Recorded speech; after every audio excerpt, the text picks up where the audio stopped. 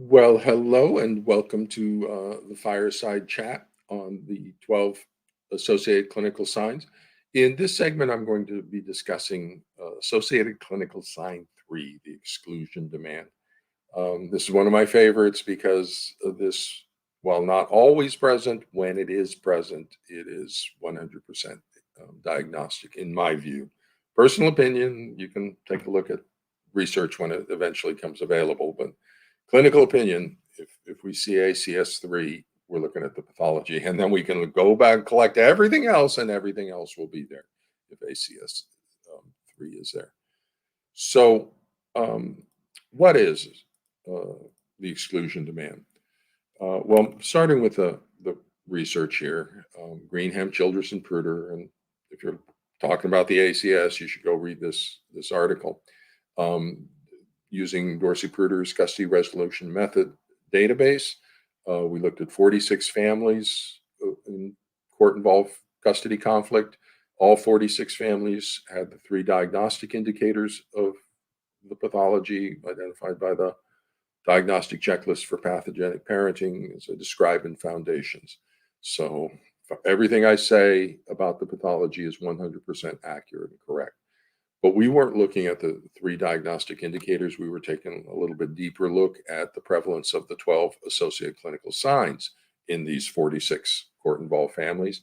All of these 46 families who had the 3 diagnostic indicators had at least 5 of the ACS, with all but one having 8 or more ACS. So 9, 10, 11 ACS were present in a majority, all these families, almost all these families.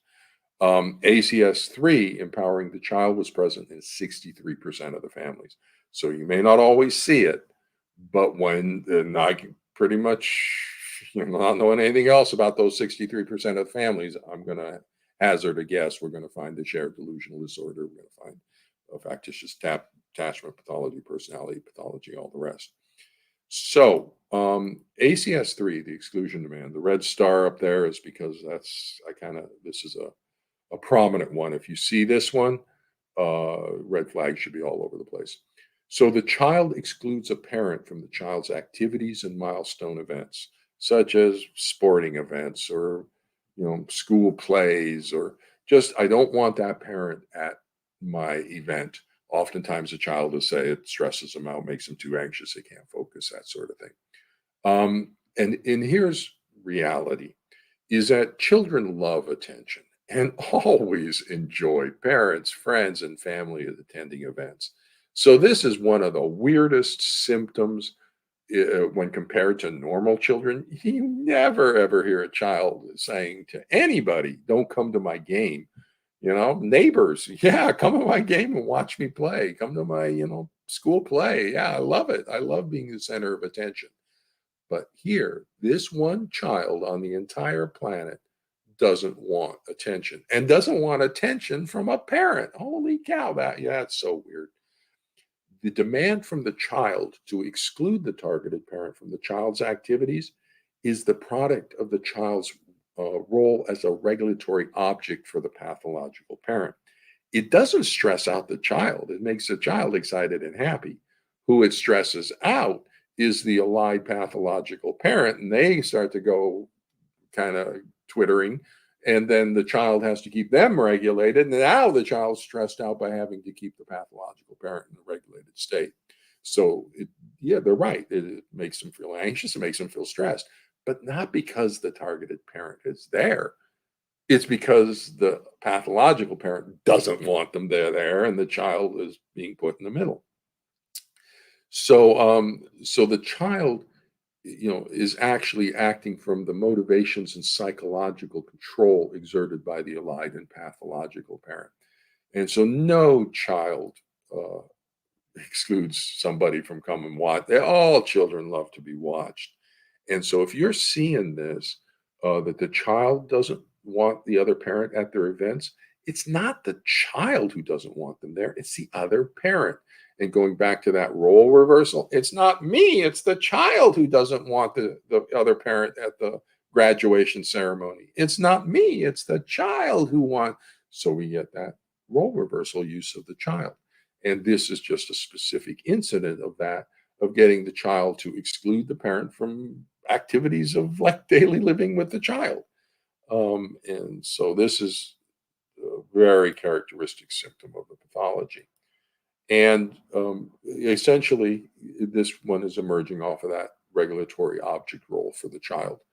And then in this pathological relationship with a narcissistic borderline dark parent, the child serves as a regulatory object to stabilize the sort of fragile psychological structure of the pathological parent. The narcissistic borderline dark personality parent becomes dysregulated whenever the targeted parent attends the child's activities. One of the features about the pathological parent's belief system, and it has to do with splitting, is they believe that if the child is allowed to love, or if the child loves the targeted parent, they won't love the allied parent. And it's part of that is splitting, but part is that is also a deep understanding of how damaged they are. And they kind of know deep down they are damaged. And especially the borderline, but even the narcissist on this will, if the child is allowed to love the other parent, they're going to realize how damaged I am and they're going to reject me. And so they're afraid of the child rejecting them. And so they induce that rejection of the child from the other parent. And so that's one of the other prominent features here is that targeted parent will not allow that child to bond to the other parent because it just can't happen, because if they love the other parent, they won't love me. And so I will use that as a response to intervention as part of my assessment sometimes to see how the parent feels about the child bonding to the other one. They'll say superficially, "Oh, I want that. I want that." But that's the manipulative part. If you push beyond that and you actually put it into actions, that's when they'll say, "Well, wait a minute. No, no, we need to protect the child. We need to listen. It's not me. It's the child who doesn't want. I'm for it, but it's So they'll start to dance around if you actually get into a position where the child's bonding to the other parent. They can't allow that to be.